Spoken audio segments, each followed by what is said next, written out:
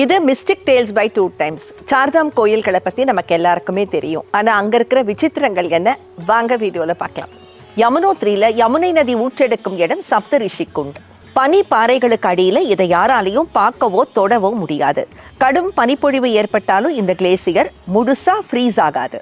கௌமுக்குங்கிற பனிப்பாறையிலேருந்து ஊற்றெடுக்கும் கங்கை தன்னைத்தானே புனிதப்படுத்திக் கொள்ளும் பாக்டீரியாக்களை கொண்டதுன்னு விஞ்ஞானிகள் கருதுறாங்க.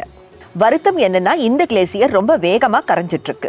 12 ஜோதிர்லிங்கங்கள்ல ஒன்றான கேதார்நாத் கடும் பனி பொழிவையும் நில அதிர்வுகளையும் தாங்கி நிற்கும் அதிசய கோயில். 2013 ஃபிளாஷ் ஃப்ளட்ஸ்ல ஒரு பெரிய பாறை தாங்கி பிடித்து இந்த கோயிலை அழிவிலேந்து காப்பாற்றியது.